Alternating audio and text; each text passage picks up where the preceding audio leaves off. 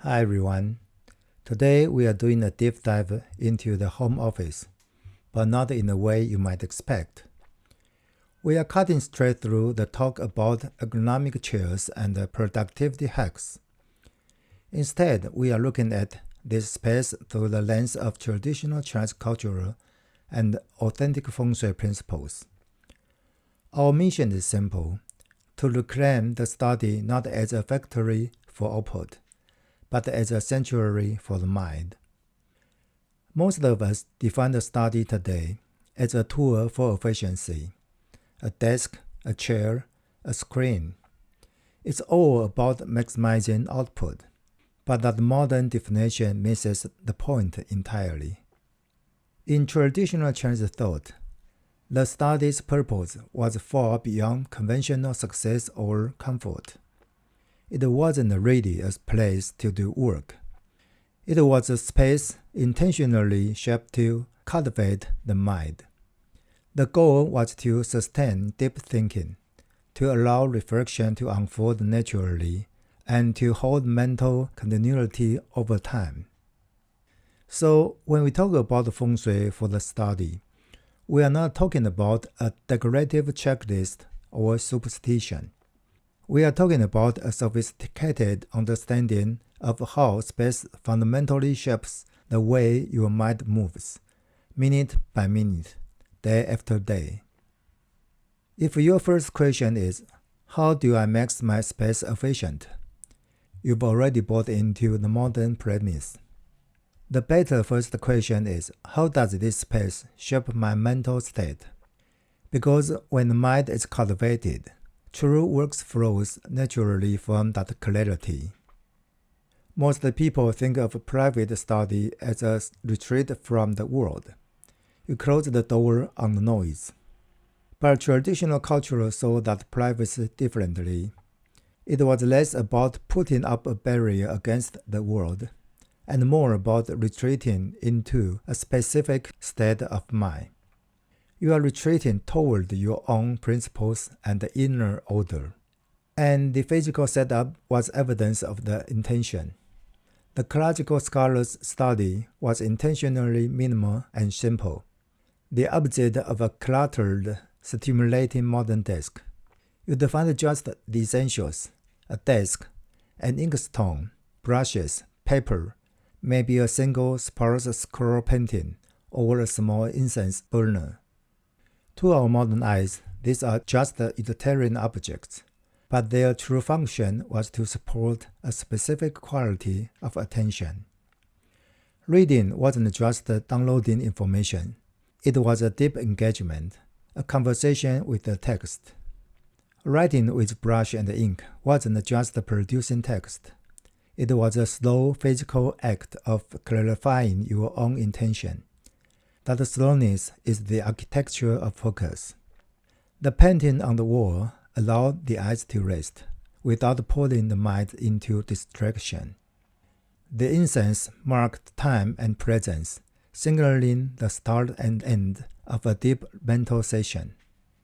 Everything worked together to remove excess stimulation, letting the mind settle into a clear, steady rhythm.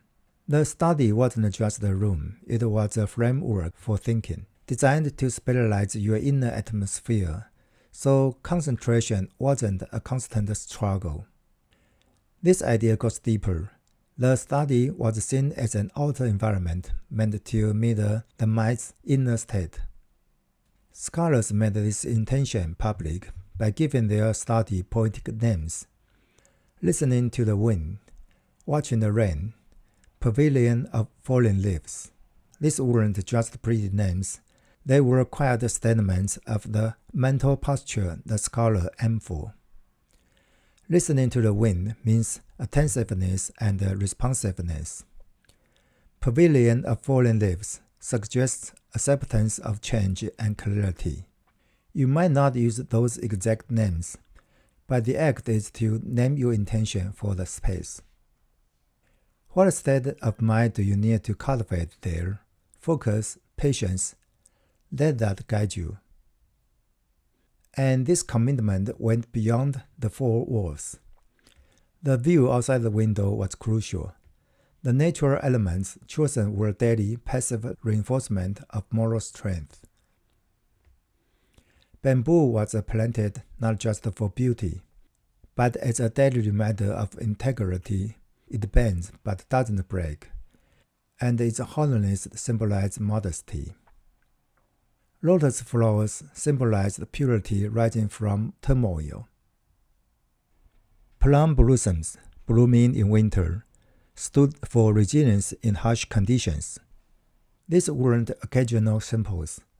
They were continuous, nonverbal lessons, entering your awareness through light and shadow, making the study a true residence for the spirit. This brings us from philosophy to practice, starting with the most important piece, the desk. The desk position was never casual. The core principle is this: sit with a solid wall behind you. This is the mountain. It provides support, stability, and a sense of protection. Now you might ask, if it's about discipline, why not face the wall for intense focus? This is key.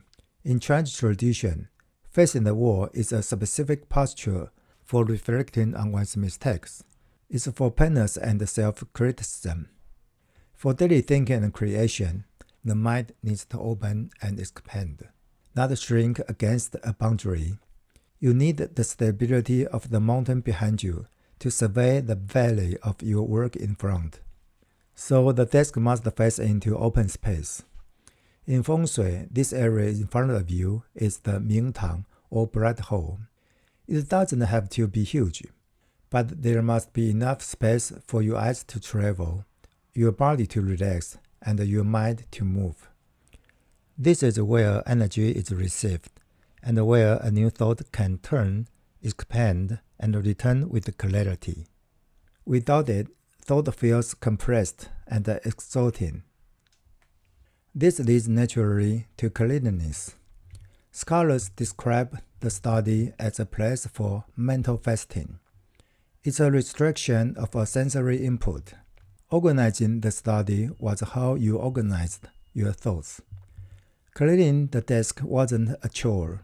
It was preparing the mind to meet itself honestly. Outer order cultivates inner order.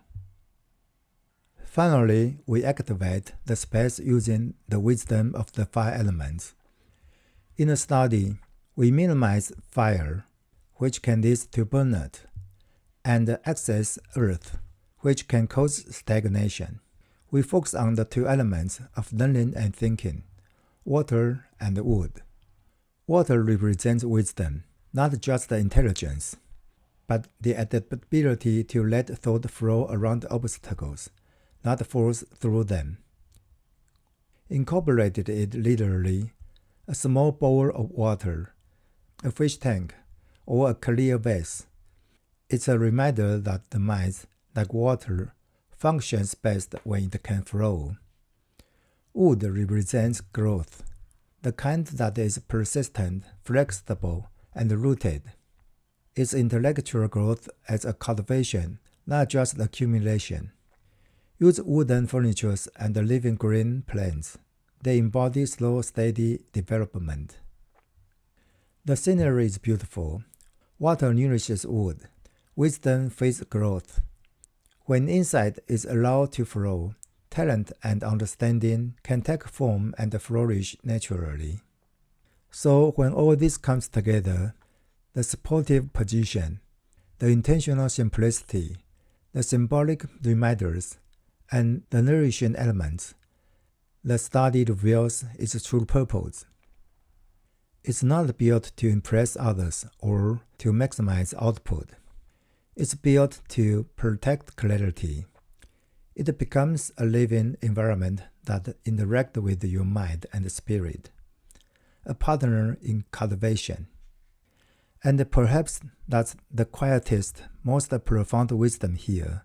When the space is aligned, the mind doesn't need to struggle. It simply continues. Thank you for joining me in this reimagining. I hope it brings a new sense of peace and purpose to your own space.